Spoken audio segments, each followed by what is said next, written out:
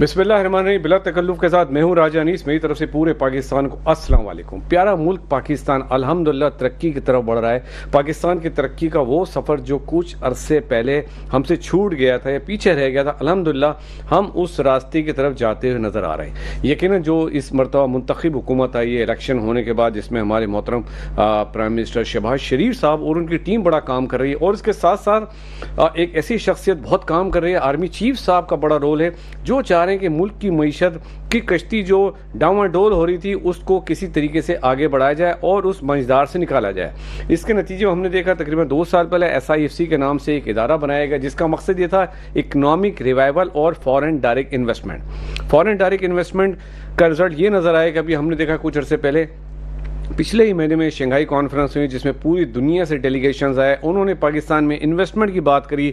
हमारे ब्रादर इस्लामी मुल्क सऊदी अरब से बहुत बड़ी तादाद में इन्वेस्टमेंट आने को तैयार है, UAE की तरफ से और बहुत सारे मुल्कों की तरफ से जो पाकिस्तान में इन्वेस्टमेंट करना चाहते हैं। ये बड़ी खुशाइन बात है। वो दिन दूर नहीं इंशाअल्लाह जब पाकिस्तान यकीनन तरक्की पजीर से तरक्की याफ्ता ममालिक में शामिल होगा और हम उस रास्ते पर आ जाएंगे जो रास्ता हमसे कहीं छूट गया था। इसमें यकीनन हमारी बिजनेस कम्युनिटी का बहुत बड़ा रोल है। बिजनेस कमेटी हमारे वज़ीर-ए-आज़म साहब, हमारे आर्मी चीफ साहब ने उनको ऑन बोर्ड लिया, उनको एश्योरेंस दी कि उनकी इन्वेस्टमेंट की, उनके सरमाए की सेफ्टी और सिक्योरिटी हुकूमत पाकिस्तान फराहम करेगी। जैसा कि हमने देखा अभी 2 दिन पहले आइडियाज़ एक्सपोज के नाम से यहाँ बहुत बड़ी एग्जीबिशन हुई कराची में, पूरी दुनिया से डेलीगेशंस आए, पूरी दुनिया से लोग आए, उन्होंने हमारे फोर्सेस के साथ मीटिंग करी, हमारे जो भी चीज़ें वहाँ रखी गई थी उसमें अपना इंटरेस्ट शो किया। उनको ख़रीदने की बातें हो रही हैं, तरक्की की बातें हो रही हैं, आगे बढ़ने की बातें हो रही हैं। ये बहुत बेहतर है पूरे पाकिस्तान के लिए। 24 करोड़ आवाम जो मायूसी का शिकार हो गई थी, इंशाल्लाह वो वक्त दूर नहीं कि 24 करोड़ आवाम के लिए खुशहाली का सफ़र शुरू होने वाला है। इसके ऊपर हम बात करेंगे क्या वजह हुकूमत ने कुछ पॉलिसी ऐसी बनाई हैं, हुकूमत ने एश्योरेंस दी है, आखिर क्या वजह है इतनी ज़्यादा इन्वेस्टमेंट आ रही। यकीनन नज़र आ रहा है पॉलिटिकल स्टेबिलिटी इस वक्त नज़र आ रही, उसके साथ साथ इकोनॉमिकल स्टेबिलिटी भी नज़र आ रही जो कि उसके लिए उसी के साथ जुड़ी हुई है।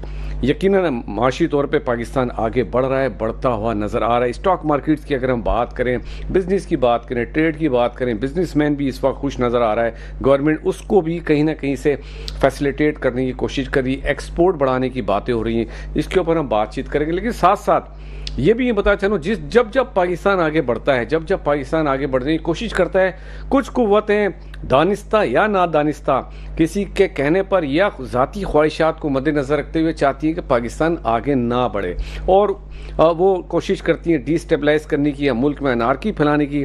जैसा कि अभी नज़र आ रहा है एक सियासी जमात की तरफ से फिर जल्द से जुलूस और हड़तालें और धरने की बातें की जा रही।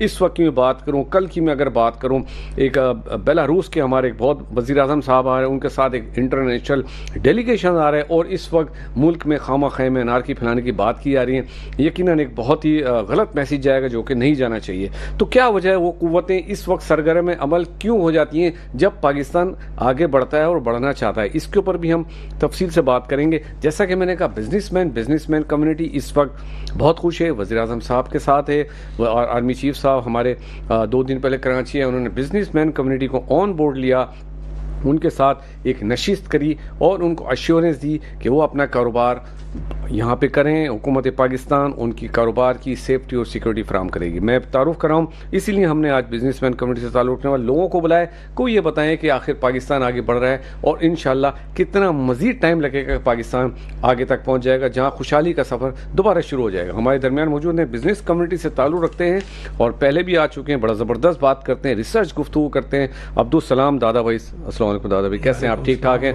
वेलकम टू माय शो सलाम भाई। एक और बिजनेसमैन हमारे दरमियान मौजूद हैं, उनके फादर भी बिजनेस कम्युनिटी को लीड कर चुके हैं, इस वक्त उनका बड़ा रोल है बिजनेस कम्युनिटी के हवाले से, और आप डायरेक्टर हैं तवाब ग्रुप ऑफ इंडस्ट्रीज़ के। इसके अलावा ऑनरेरी कौंसल जनरल हैं इथियोपिया के। हमारे दरमियान मौजूद है मिस्टर इब्राहिम खालिद तवाब।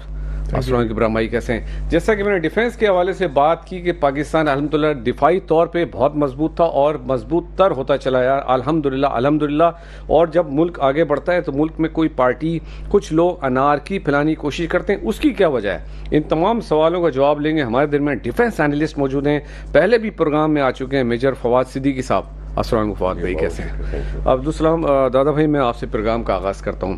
جیسا کہ میں نے کہا کہ ملک آگے بڑھ رہا ہے، ماشاءاللہ بڑھتا ہوا نظر آ رہا ہے، ایک عام آدمی کو بھی نظر آ رہا ہے. کچھ چھوٹے موٹے ایشوز ضرور ہیں، تو کیا کہیں، حکومت نے کچھ ایسی پالیسیز بنائی ہیں، بزنس مین کو آن بورڈ لیا ہے، کس طرح دیکھ رہے ہیں سر آپ اس کو؟ بسم اللہ الرحمن الرحیم، نحمدہ و نصلی علی رسولہ الکریم.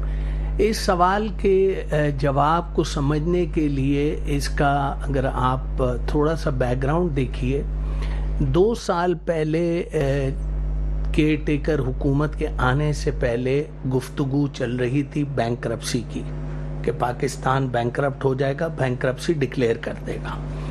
اور ایک فورکاسٹ یہ تھی کہ 350 روپے کا ڈالر ہوگا. پھر کیئر ٹیکر حکومت آئی اور آپ کا ڈالر سٹیبل ہوتا چلا گیا. آج پچھلے سال سوا سال سے 277 پہ. ایک بات تو یہ ہو گئی. دوسری چیز یہ کہ آپ کا KSE 100 انڈیکس الحمدللہ ہسٹوریکلی 99,000 پوائنٹس کراس کر چکا ہے. آپ کا انٹرسٹ ریٹ بتدریج اس سال میں 4تھی دفعہ کم ہوتے ہوئے 15% پہ پہنچ گیا ہے. آپ کی انفلیشن سنگل ڈیجٹ میں 7.5% پہ آ گئی ہے. SIFC جس کو آرمی چیف ہیڈ کر رہے ہیں، وہ نہ صرف فارن ڈائریکٹ انویسٹمنٹ پہ کام کر رہے ہیں، agriculture, food security, increase in productivity, اس چیز پہ بھی کام ہو رہا ہے. کراس بارڈر سمگلنگ پہ کافی حد تک آپ نے کنٹرول کر لیا ہے، جس کی وجہ سے ڈالر مزید سٹیبل ہو جائے گا. جو ایکچول ویلیو ہے ڈالر کی، وہ اینالسٹ فورکاسٹ کر رہے ہیں کہ by the end of the year should be around 235. ٹھیک ہے نا جی. اچھا، اب آپ کے سوال کے دوسرے حصے کی طرف آتے ہیں کہ میں تو کسی کا نام نہیں لیتا، نہ کسی پولیٹیکل پارٹی کا، نہ کسی ایک مخصوص طبقے کا. بات دراصل یہ کہ یہ اللہ تعالیٰ کے فضل سے یہ ملک چلتا رہا ہے، اور تمام تر مایوسیوں اور ڈومس ڈے پریڈکشنز کے باوجود الحمدللہ چلتا رہا ہے، چل رہا ہے اور چلتا رہے گا انشاءاللہ. تو اس میں کوئی مایوسی کی یا ہوپلیسنس کی کوئی نہ ضرورت ہے اور نہ گنجائش ہے. ایک چیز ایڈ کرتا چلوں کہ آج کل جو زبان زد عام ہے کہ لوگ مائیگریٹ کر رہے ہیں، ماس مائیگریشن ہو رہی ہے، بہت لوگوں کا ایک جتھا اٹھ کے جا رہا ہے پروفیشنلز کا. دیکھیں، یہ ملک 26-27 کروڑ عوام کا ملک ہے، اور اس میں اچھی خاصی تعداد ینگسٹرز کی ہے، اور 25 سے 30 لاکھ لوگوں کی مائیگریشن سے نہ 26-27 کروڑ عوام کا ملک رکا ہے اور نہ رکے گا. میں تو یہ کہتا ہوں جا رہے ہیں تو بہت اچھی بات ہے. چلیے سم پوائنٹ ان ٹائم وہاں سے ریمیٹنسز میں اضافہ ہو جائے گا. ایگزیکٹلی ایسے ہی ہے. تو ابراہیم بھائی، میں آپ سے بھی یہ بات پوچھنا چاہوں گا. سلام بھائی نے جیسے کہا کہ ڈالر بھی الحمدللہ اسٹیبل ہے، اسٹاک ایکسچینج بھی اوپر جا رہا ہے، ریمیٹنسز بھی آ رہے ہیں. اس میں پالیسیز کا کتنا عمل دخل ہے؟ یقیناً جو گورنمنٹ نے پالیسیز بنائی، آپ سمجھتے ہیں اس کی کنسسٹنسی رہنی چاہیے؟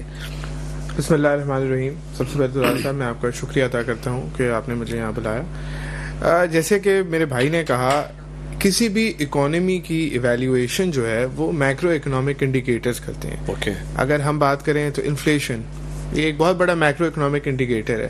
انفلیشن ہماری 30% سے لے کے 7% پہ آ گئی ہے. دس ایکسپلینس کہ کس طرف کہاں کس ڈائریکشن میں چیزیں جا رہی ہیں.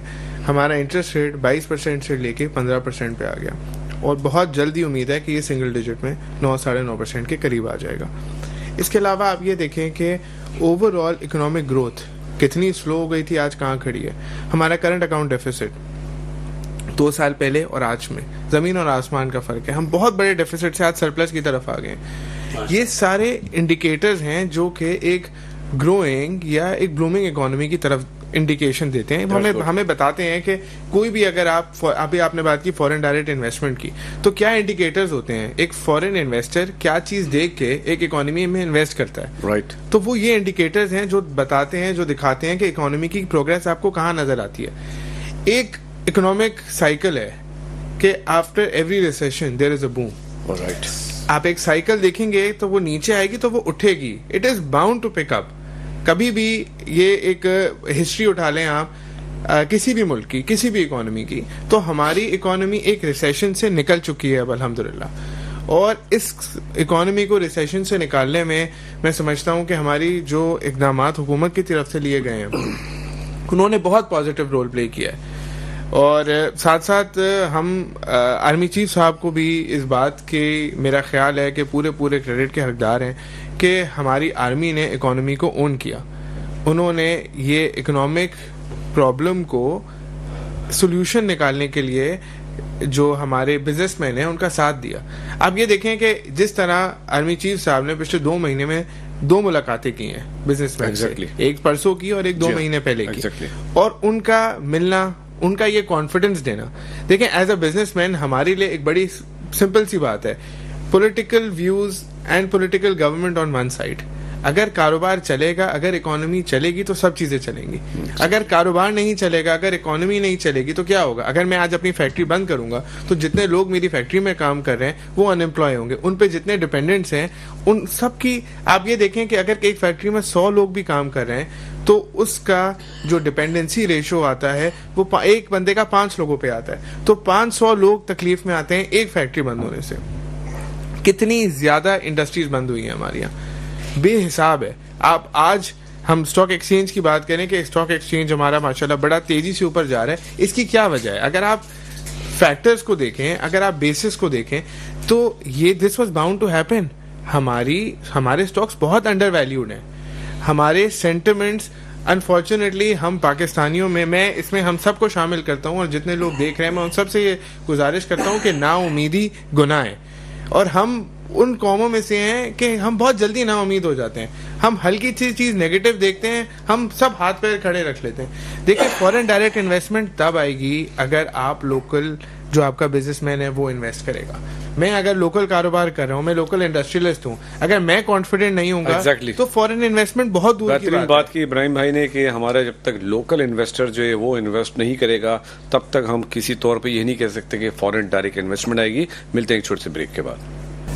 Welcome back. بریک پہ جانے سے پہلے ہم نے اپنے مہمانوں سے بات کری, لوکل انویسٹمنٹ کی بات کری, فورن FDI کی بات کی, فورن ڈائریکٹ انویسٹمنٹ کی بات کری. لیکن جیسا کہ میں نے پروگرام کے شروع میں کہا, جب بھی یہ ساری چیزیں ہوتی ہیں, فلورش ہوتا ہے, ملک آگے کی طرف بڑھتا ہے, تو نہ جانے کچھ قوتیں کہاں سے نکل کے آ جاتی ہیں, کوئی پوشیدہ ہوتی ہیں یا کوئی ان کو آگے بھیج دیتا ہے, کوئی ان کو پش کرتا ہے. وہ ملک میں ایک انارکی پھیلانے کی, ایک ہراسمنٹ پھیلانے کی کوشش کرتے ہیں کہ ملک آگے نہ بڑھے. سوال کا جواب لوں گا میجر فواد صدیقی آپ سے. سر کیا وجہ یہ کچھ قوتیں کہ چھپی بھی ہوتی ہیں, یہ خود نکل کے آتی ہیں, یا کوئی غیر ملکی اشارے پہ کام کرتا ہے کہ وہ جب ملک آگے بڑھے تو آپ جلد سے جلوسے کریں, اڑا اڑی کریں, ہنگامہ کریں؟ کیا وجہ ہے سر یہ؟ کون نہیں چاہتا یہ؟ بہت بہت شکریہ صاحب. دیکھیے یہ تو بات روشن کی طرح آیا ہے کہ جب بھی پاکستان میں ترقی کا عمل جو ہے وہ تیز ہونے لگتا ہے, کچھ نادیدہ قوتیں جو ہیں اس کو ہنڈرنس پیدا کرنے کے لیے مختلف جو ہے وہ ذرائع استعمال کرتی ہیں, جس میں آپ نے بہت ہی بجا اشارت فرمایا کہ جی جلوس ہے, دھرنے, اور وہ ایگزیکٹلی ان ٹائمنگ پہ ہوتے ہیں جس ٹائمنگ پہ ہمارے فارن ڈیلیگیٹ جو ہے وہ آ رہے ہوتے ہیں. جس طرح آپ نے بالکل نشاندہی فرمائی کہ جی ابھی جو ہے بیلاروس کے وفد کل پہنچے گا اور پرسوں ان کے وزیر اعظم جو ہیں وہ ہمارے بہت بڑی اچیومنٹس ہیں ہمارے لیے, اس سے زیادہ بڑا ڈیلیگیشن آ رہا ہے. بالکل. اور اسی پہ ایک جماعت کا جو ہے وہ دھرنے کا اعلان کرنا اور کیپٹل پہ چڑھائی کرنے کا اندیہ دینے کا مطلب ہی یہ ہے کہ وہ کسی نہ کسی کی ایما پہ جو ہے وہ یہ کام کر رہے ہیں. اس سے پہلے بھی آپ دیکھیے جب چائنا پریزیڈنٹ کا وزٹ کا یہاں اعلان ہوا تھا تو یہ ہوا. اس کے بعد جب یہ شنگھائی کارپوریشن کی بات ہوئی تو اس میں بھی انہوں نے جو ہے وہ دھرنے کی بات کی. تو obviously یہ تو ایک عام آدمی کے لیے بھی ایک سمجھنے والی چیز ہے کہ جی جس جماعت کو وہ ایک محب وطن جماعت اپنے آپ کو کہتے ہیں, ان کا لیکن جو عمل ہے وہ اس کے بالکل مترادف نہیں ہے. لیکن دیکھیے آپ کی بات بالکل بجا ہے. پاکستان اس وقت اس دورائے پہ ہے, جس طرح میں پہلے بھی عرض کر چکا ہوں کہ آج کل جو جنگ کا پلیٹ فارم ہے وہ اکانومی پہ آ کے کھڑا ہو گیا ہے. کنونشنل وار اب تقریباً تمام دنیا میں قصہ پارینہ ہو گئی ہے. آپ یوکرین کی رشیا کی مثال لے لیں, ڈیلیئنگ ٹیکٹکس کا مطلب یہ ہے کہ کسی نہ کسی طرح ایک قوم دوسری قوم کو اکنامکلی اتنی زیادہ جو ہے وہ اس کو ختم کر دے کہ وہ جنگ کرنے کے قابل نہ رہیں. ہم لوگ ماشاءاللہ جو ہمارا محل وقوع ہے وہ اتنی زیادہ اسٹریٹجک لوکیشن پہ ہے کہ جس کی وجہ سے چین نے اپنا pilot project one belt one road کا اس کے لیے پاکستان کو منتخب کیا. اس کی وجہ یہ ہے کہ پاکستان کے جو محل وقوع ہے it acts a bridge between middle eastern country central Asian countries. Exactly. اور اس کو برج کے لیے ٹریڈ کے لیے اکانومی کے لیے اس سے زیادہ صحیح جو ہے جگہ وہ میسر آ نہیں سکتی. تو یہ تو ایک بات ہوئی راج صاحب. لیکن دیکھیں دوسری طرف اس وقت جو ہمارے چاروں طرف آپ کو پتہ ہی ہے کہ جی اب ایک گریٹ وار اور گریٹ گیم کی دوبارہ ذکر ہو چکا ہے. اس خطے میں چائنا کو کاؤنٹر کرنے کے لیے تمام جو فرسٹ ورلڈ کنٹری کے تقریباً ممالک ہیں جس میں نیٹو یو اے لے لیں وہ برسر پیکار ہیں اس خطے میں. From India is a stooge state of these countries جو کہ چائنا کو کاؤنٹر کرنے کے لیے برسر پیکار ہے. اور چائنا کا پائلٹ پروجیکٹ اس وقت سی پیک ہے جو کہ پاکستان میں انشاءاللہ کمیشننگ ہونے جا رہا ہے. اس کو ہر صورت میں سبوٹاج کرنے کے لیے وہ ہر ذرائع استعمال کر رہے ہیں, چاہے وہ بلوچستان میں ہو چاہے وہ کے پی کی طرف سے ہوں, کیونکہ افغانستان میں جو اس وقت انارکک سچویشن ہے اس کا فائدہ اٹھاتے ہوئے وہاں ٹیررسٹ آرگنائزیشن جو ہیں وہ پنپ رہی ہیں اور ان کی جو سپورٹ ہے اکنامکلی مورلی ٹریننگ وائز وہ ہمارے دشمن ممالک کر رہے ہیں, انڈیا کر رہا ہے. اسی طرح جو ہماری دشمن ایجنسیز ہیں ان کے لیے انہوں نے اپنے خزانوں کے منہ کھول دیے ہیں اور وہی جو ہے وہ آ کے کراس بارڈر جو ہے ٹیررزم کر رہے ہیں. ہمارے جو معصوم لوگ ہیں پچھلے دنوں جس طرح آپ دیکھ رہے ہیں کہ ہر طرف اس وقت خون کا بازار گرم ہے بلوچستان میں کے پی کے میں. لیکن میں آپ کو ایک چیز ضرور بتاؤں, الحمدللہ ان چیزوں کے باوجود جو ہماری عوام ہے وہ ان سے برسر پیکار ہے. آپ دیکھیے چیف صاحب نے ایک بہت ہی اچھی بات کی کہ یہ وہ جنگ ہے جس میں یونیفارم والے بھی اور بغیر یونیفارم والے بھی جو ہیں وہ پاکستان کی بقا کی جنگ لڑ رہے ہیں. اب ہمارا ملک کا ہر جو سٹیزن ہے وہ سپاہی ہی ہے اور وہ چاہے وہ بارڈر پہ ہوں چاہے شہروں پہ ہوں چاہے ہمارے law enforcement agencies police F C levies ہوں رینجرز ہوں, ہر آدمی اپنے تئیں جو ہے وہ شہادتیں دے رہا ہے صرف ایک پوائنٹ کہ پاکستان کو کس طرح اس جو آس پاس ہمارے خونخوار بھیڑیے بیٹھے ہیں ان کے چنگل سے آزاد کرائی جائے. لیکن دیکھیے ایک اتنی خوشائن بات ہے کہ ان حالات کے باوجود جس طرح ہمارے معزز مہمان ہیں جو ہمارے بزنس کمیونٹی کے ماشاءاللہ صف اول کے لیڈروں میں ان کا شمار ہوتا ہے, اگر یہ بات کر رہے ہیں اور اگر یہ ایک پیغام دے رہے ہیں اس ملک کو اس کی عوام کو کہ جی ہر شام کے بعد صبح ہے, بے شک ہر سیشن کے بعد جو ہے وہ رائز ہے. بالکل. اور الحمدللہ پاکستان اب اپنی جو مایوسی کا دور تھا جو ریسیشن کا دور تھا وہ بہت پیچھے چھوڑ کے آئے انشاءاللہ آگے بڑھتا. اور انشاءاللہ آپ دیکھیے گا کہ آگے بھی جب یہ ایس آئی ایف سی کی مد میں جی سی سی کی طرف سے جو انویسٹمنٹ آ رہی ہے سینٹرل ایشین سے معاہدے ہو رہے ہیں. اس وقت آپ دیکھیے 53 ہم نے ایم او یو سائن کیے ہیں. یہ جو ابھی آئیڈیاز ہے یہ تو صرف ایک ٹیئر ہے ہماری اکانومی کا. اور آپ دیکھیے کہ الحمدللہ ہمارے جو بزنس کمیونٹی ہے آپ یقین جانیں اس حالات میں بھی کہ جس میں شاید بجلی گیس کی بھی قحط تھا انہوں نے ہماری اکانومی کو جس طرح سہارا دیا ہے بہت بڑی بات ہے یہ بھی اس جہاد میں شامل یہ بہت بڑی بات ہے. اسلام بھائی میں آپ سے پوچھ رہا ہوں جیسے کہ میجر فواد نے کہا کہ ان حالات میں بزنس کمیونٹی نے اپنا وہ رول ہراول دستے کا رول پلے کیا جب ملک کی اکانومی ڈاواں ڈول تھی اور ڈسٹرب تھی. یقیناً گورنمنٹ کی بھی کچھ اس میں مشکلات تھیں جو بجلی کے پرائسز سے یا گیس کے پرائسز سے یا شارٹ فال تھا. اچھا میں صرف آپ سے یہ پوچھوں گا دوبارہ ون سیکنڈ کہ اس میں پالیسیز کا کتنا عمل داخل ہے جو اس وقت پالیسیز بنائی ہیں آپ متفق ہیں اس بات سے short term policy long term policy 5 سالہ 10 سالہ لانگ ٹرم پالیسیز گورنمنٹ نے بنائی یا بنانی چاہیے؟ دیکھیے راجہ صاحب بات دراصل یہ ہے کہ گورنمنٹ کی پالیسیز گورنمنٹ کے سپورٹ فوج کے سپورٹ ایجنسیز کے سپورٹ کے بغیر تو نہ بزنس چل سکتا ہے Exactly. نہ انڈسٹری تھرائیو کر سکتی ہے. میرے بھائی ابراہیم نے ابھی کہا کہ آرمی چیف نے 2 مہینوں میں 2 میٹنگز کی ہیں اور اس وجہ سے کی ہیں کہ Confidence بزنس build up کرنے کے لیے. کمیونٹی کا کانفیڈنس ریسٹور کیا جائے کہ آپ کو کہیں جانے کی بھاگنے کی ضرورت نہیں ہے, ہم آپ کو تمام تر سہولیات اس ملک میں ہی پرووائڈ کریں گے. ایک بات تو یہ ہو گئی. میرا یہ سبجیکٹ نہیں ہے لیکن چونکہ میں پولیٹیکل سائنس کا اسٹوڈنٹ رہا ہوں, میجر فواد کی بات کو ذرا سا آگے بڑھانا چاہتا جی ہوں. پلیز. بات دراصل یہ ہے, اور اس میں بھائی ابراہیم کی بات کو بھی کور کر لوں گا. ٹھیک ہے, ریسنٹلی ہماری قوم تھوڑی سی مایوسی کا شکار ضرور ہوئی ہے, لیکن پاکستان سے زیادہ ریزیلینٹ قوم بھی پوری دنیا میں کہیں آپ کو نہیں ملے گی. زبردست. وار آن ٹیرر پہ آپ نے $100 ارب کا نقصان کی اور تقریباً 90,000 شہادتیں آپ نے دیے. شاید کوئی اور ملک ہوتا تو وہ بیٹھ چکا ہوتا. ایک چیز جو میں کہنا چاہتا ہوں, اور کسی کو اپیز یا پلیز کرنے کے لیے نہیں کہنا چاہتا, لیکن ایک بہت مشہور کوٹیشن ہے کسی کا, there will always be an army in your country. If it's not yours, it will be of the enemies.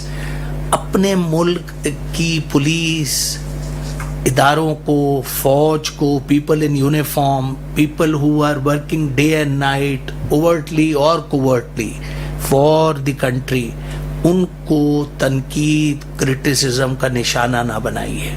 وہ آپ کے لیے اپنے سینے پہ گولی کھاتے ہیں, وہ تنخواہ کے لیے, پلاٹ کے لیے, مراد کے لیے گولی نہیں کھاتا, کوئی گولی نہیں کھاتا. بالکل صحیح کہہ رہے ہیں. وہ صرف اس ملک کی محبت اور ایک جذبے کے تحت گولی کھاتے ہیں, ان کی قدر کیجئے. دوسری چیز, آپ یہ دیکھیے کہ ساری دنیا کی قوتیں آپ کو ڈی سٹیبلائز کرنے کے لیے لگی ہوئی ہیں بلوچستان اور KPK میں. فواد بھائی نے بھی یہ بات کی. آپ کو بچا کون رہا ہے؟ یہ آپ کی افواج, آپ کی ایجنسیاں, آپ کے ادارے اور آپ کی عوامی ہے نا جو آپ کو بچا رہی ہے. ان کو آپ کیوں تنقید کا نشانہ بنا رہے ہیں؟ تیسری چیز, آپ کی جیو اسٹریٹجک لوکیشن ایسی ہے کہ دنیا کا آپ کے بغیر گزارا ہی نہیں ہے. میں بہت بڑی بات کہہ رہا ہوں, پاکستان کے بغیر دنیا کا گزارا نہیں ہے. پاکستان اور اس کی لوکیشن دنیا کی مجبوری بن چکی ہے, مجبوری ہے, بن چکی ہے اور رہے گی for all times to come. دیکھیے سی پیٹ جو ہے وہ صرف پاکستان کا نہیں ہے, وہ ایک ریجنل گیم چینجر ہے, دنیا کا گیم چینجر ہے. چائنا کو گوادر یوز کرنے سے ٹریلینز آف ڈالرز فریٹ میں بچتے ہیں. یہ 2+2 4 جیسی سمپل بات ہے, اس میں کوئی راکٹ سائنس نہیں ہے. تو بھائی پاکستان جو ہے وہ اللہ کے فضل و کرم سے چلتا رہا ہے, چلے گا, آگے بھی چلے گا. Pakistan is here to stay. جی جی ابراہیم بھائی, میں اس بات کی کنٹینیوٹی آپ سے کروں گا, جیسے کہ عبدالسلام صاحب نے بڑی ڈیٹیل میں بتایا, فواد بھائی نے بھی, کہ ہماری ماشاءاللہ جیو پولیٹیکل پوزیشن الحمدللہ پاکستان اسی کی دنیا کی ضرورت بن چکا ہے, اس میں کوئی شک نہیں. اور جیسا کہ سر نے بھی کہا کہ چل رہا ہے, چلتا رہے, اور انشاءاللہ چلتا رہے گا, اور عوام, حکومت اور فوج ادارے مل کے اس کو آگے لے کے جائیں گے انشاءاللہ. کیا کہیں گے سر؟ دیکھیں بالکل ٹھیک بات کہی ہے کہ انشاءاللہ یہ ملک چلتا رہا ہے, چل رہا ہے اور چلتا رہے گا. لیکن میں یہ بات سمجھتا ہوں کہ کچھ چیزوں کو نا ہمیں فور گرانٹیڈ نہیں لینا چاہیے. رائٹ. ایک بات میں سوچوں کہ ٹھیک ہے یار, میں اگر گھر بھی بیٹھوں گا تو اللہ نے وعدہ کیا ہے کھانا تو مل جائے گا. مگر دیکھیں ایک انسان کی سوچ ہوتی ہے. ایک ہوتا ہے جس کی سوچ یہ ہو کہ یار میں خالی اپنے لیے نہیں, میں اپنے ساتھ اور لوگوں کو بھی لے کے چلوں. اور ایک ہوتا ہے وہ کہتا ہے کہ انسان کہتا ہے نہیں میں گھر بیٹھوں گا, وعدہ تو اللہ کا ہے کھانا دینا, رزق تو اللہ نے وعدہ کیا ہے, مجھے گھر بیٹھے بھی مل جائے گا. تو کیا انسان کی سوچ ہے اور کیا ہماری سوچ ہونی چاہیے؟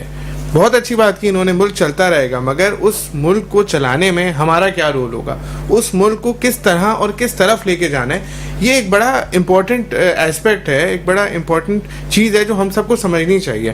دیکھیں آج آپ یہ دیکھیں کہ ایک ملک ہے جس نے پچھلے 20 سال میں, آپ چاہے بنگلہ دیش کی ایگزامپل لے لیں, یہاں پہ میرا ٹاپک ڈیفینس نہیں ہے تو میں اکانومی کی بات کروں گا. جی پلیز. دیکھیں سب سے امپورٹنٹ چیز ہوتی ہے کہ آپ نے پالیسی کی بات کی کہ ہماری گورنمنٹ کی کیا پالیسی ہے اور کیا ہونی چاہیے. فار ایگزامپل بنگلہ دیش کی پالیسی تھی ری ایکسپورٹ. انہوں نے کہا ہمارے یہاں لیبر سستی ہے, آپ گارمنٹ فیکٹریز لگائیں. وہ کاٹن امپورٹ کرتے ہیں, گارمنٹ بناتے ہیں اور ری ایکسپورٹ کرتے ہیں.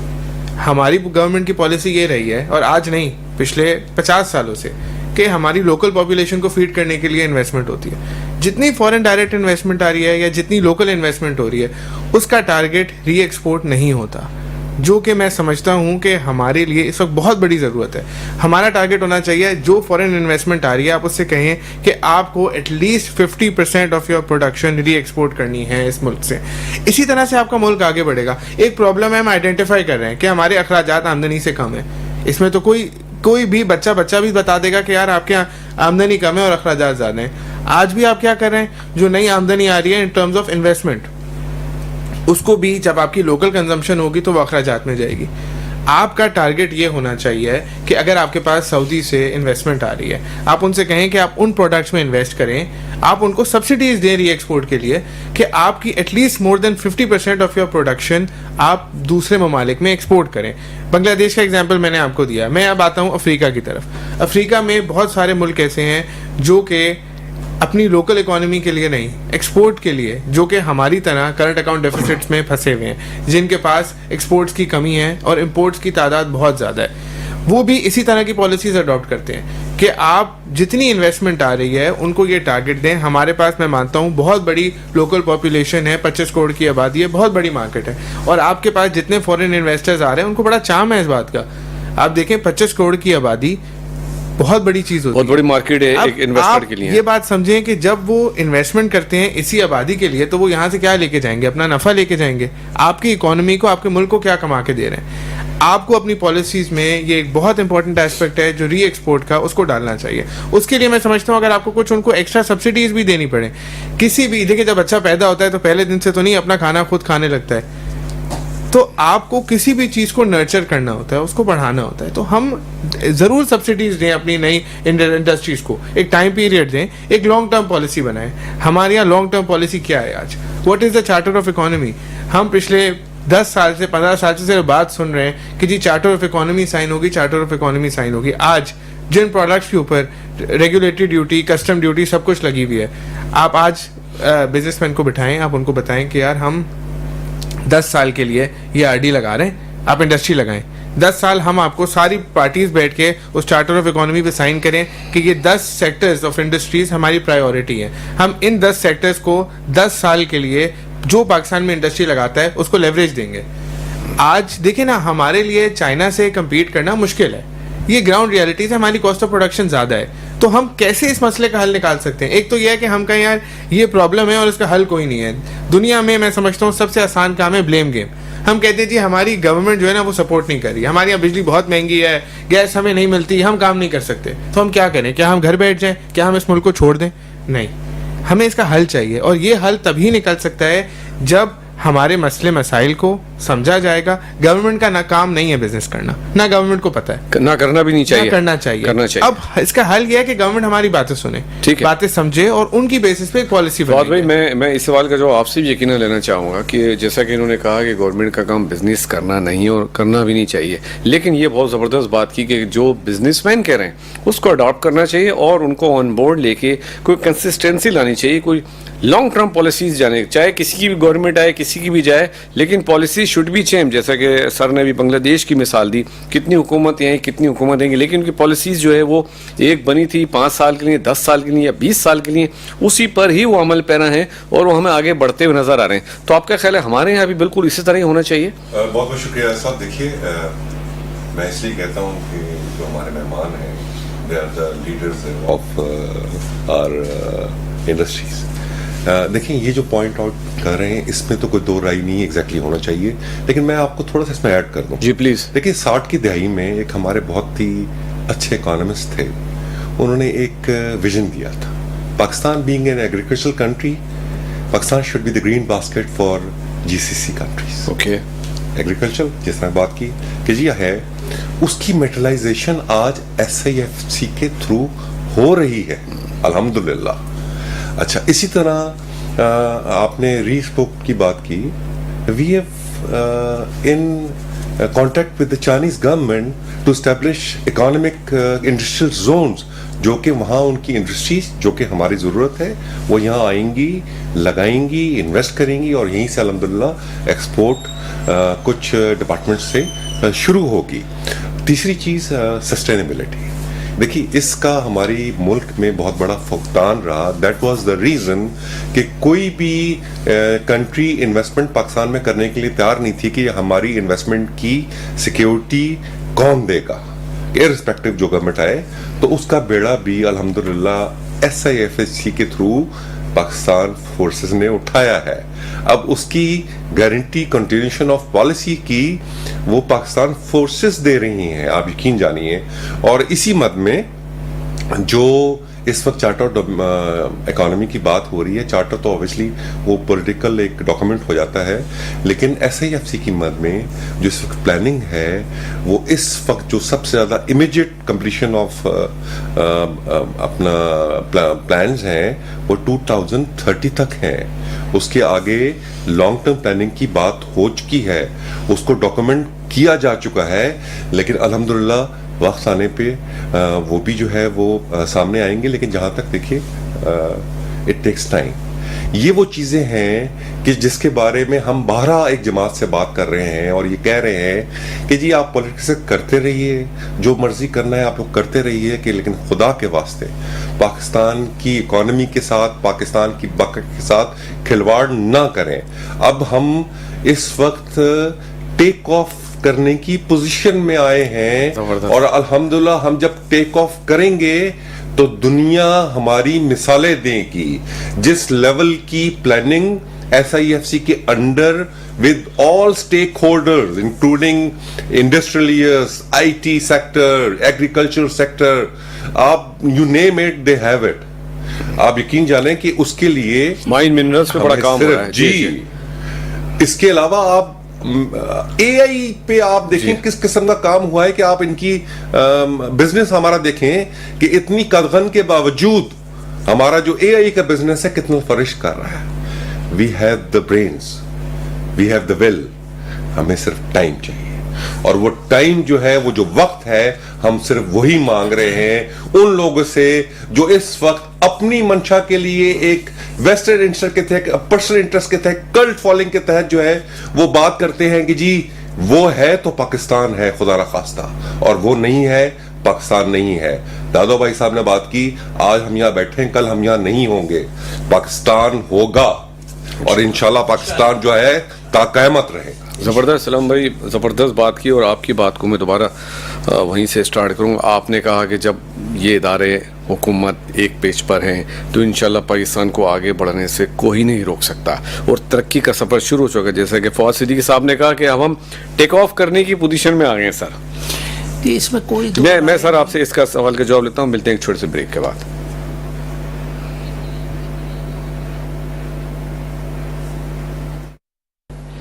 Welcome back. بریک پہ جانے سے پہلے ہمارے مہمانوں سے ہم نے تفصیل سے بات کی. اسلام بھائی میں نے آپ سے ایک سوال کا جواب پوچھا تھا, کیا کہیں گے پروگرام کے آخر میں, پلس یہ بھی بتائیے کون کون سے سیکٹرز ہیں ابھی بھی جن کو گورنمنٹ کو کام کرنے کی ضرورت ہے, اور اس پہ بزنس مین کمیونٹی کو آن بورڈ لیں, ہم مزید آگے جا سکتے ہیں. بھائی پیغام تو یہ ہے کہ اپنے اپنے پیٹی ایشوز چھوڑ دیجئے, پاکستان کا سوچیے, مایوس نہ ہوئیے. قرآن کی ایک آیت ہے لا تقنطوا الی رحمت اللہ, اللہ کی رحمت سے مایوس نہ ہوئیے. گورنمنٹ کو پیغام یہ ہے کہ ری ایکسپورٹ, جیسے ابراہیم بھائی نے کہا, میں ایک چھوٹی سی مثال دوں گا ویتنام کی. مکمل طور پہ اٹ واز ریڈیوس ٹو ربلز, اور آج اسی ری ایکسپورٹ کی وجہ سے ان کی ایکسپورٹس $300 ارب تک پہنچ چکی ہے. ٹھیک ہے نا, اس پہ گورنمنٹ سوچے. اور ایک چھوٹا سا پیغام اور دوں گا کہ جب گورنمنٹ ہر چھوٹی بڑی چیز کے لیے کانسٹیٹیوشنل امینڈمنٹ کرتی ہے تو فورن ڈائریکٹ انویسٹمنٹ اور لوکل انویسٹرز کی انویسٹمنٹ کو پروٹیکٹ کرنے کے لیے کانسٹیٹیوشنل امینڈمنٹ کیوں نہیں کر دیتے؟ کیوں نہیں لوگوں کو آپ یہ کانسٹیٹیوشنل کور دیتے کہ ان کا پیسہ, ان کی انویسٹمنٹ محفوظ ہے؟ ایشورنس چاہیے آپ کا کہنا, کانسٹیٹیوشنل ایشورنس. کانسٹیٹیوشنل. جی ابراہیم بھائی اسی سوال کا جواب پلیز آپ دینا چاہیں گے. میں ایک بات سے شروع کروں گا کہ جیسا کہ میرے بھائی میرے صاحب نے کہا ابھی, پاکستان آرمی اس ملک کے لیے وہ رول پلے کرتی ہے جو ایک گھر میں ایک باپ کا ہوتا ہے. تو اگر گھر میں باپ کی عزت نہیں کی جائے گی تو وہ گھر کبھی نہیں چل سکتا. تو ہمیں بھی یہ بات سمجھنی چاہیے کہ ایک عزت کرتے ہوئے یہ ایک وہ ادارہ ہے جو کہ بیک بون ہے ہمارے ملک کی, جو کہ ہم رات کو سکون سے سوتے ہیں کہ ہمیں پتہ ہوتا ہے کہ ہمارے بارڈر سیف ہیں.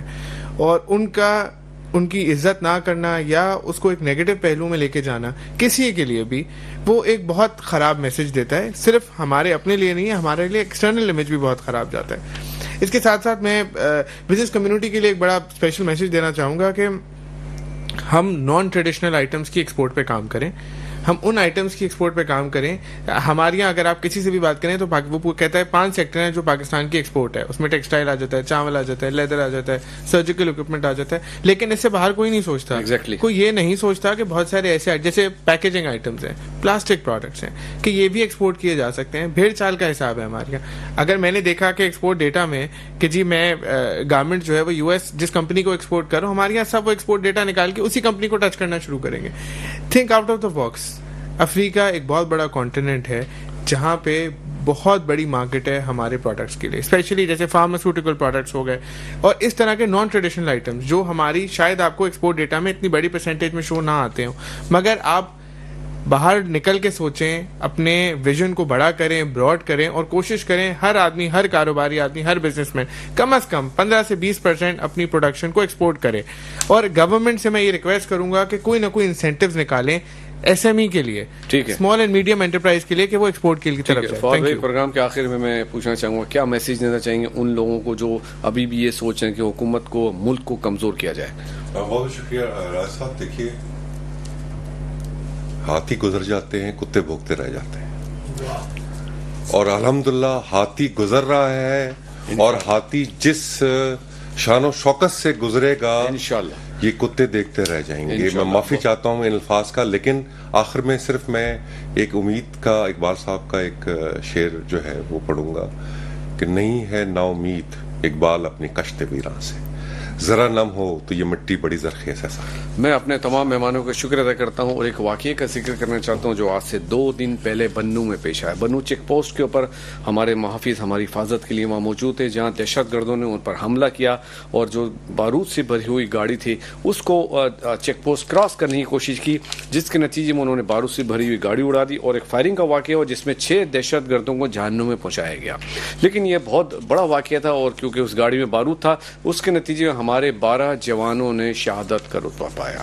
وہ 12 جوان جو ہماری حفاظت کے لیے اس وقت وہاں موجود تھے شہادت کے رتبے پر فائز ہو گئے اور اس جگہ پہنچ گئے جہاں رسول پاک نے باہوں میں لے لیا ہوگا. میں ذکر کرنا چاہوں گا اپنے ان بہادر جوانوں کا جس میں صوبیدار عمران احمد فاروقی صاحب, حوالدار محمد جاوید اقبال صاحب نائک, تحسین احمد صاحب نائک, باسط فرید, سپاہی صفدر صاحب, سپاہی اسد بشیر صاحب, سپاہی اعجاز حسین, سپاہی عاطف خان, سپاہی امان اللہ اور شاہ زمان شامل ہیں. یہ وہ لوگ تھے جو میرے آپ کی حفاظت کے لیے اس وقت بھی وہاں موجود ہیں. جیسا کہ ہمارے مہمانوں نے بھی کہا تھا کہ یہ لوگ وہاں ہیں تو ہم یہاں بیٹھے ہوئے ایئر کنڈیشن کمرے میں یہ پروگرام کر رہے ہیں. ہم راتوں کو آرام سے سوتے ہیں, یہ لوگ وہاں جاتے ہیں, جاگتے ہیں. سردی, گرمی, برسات, آندھی طوفان میں ہماری حفاظت کے لیے ہر وقت موجود ہوتے ہیں, اس وقت بھی موجود ہیں.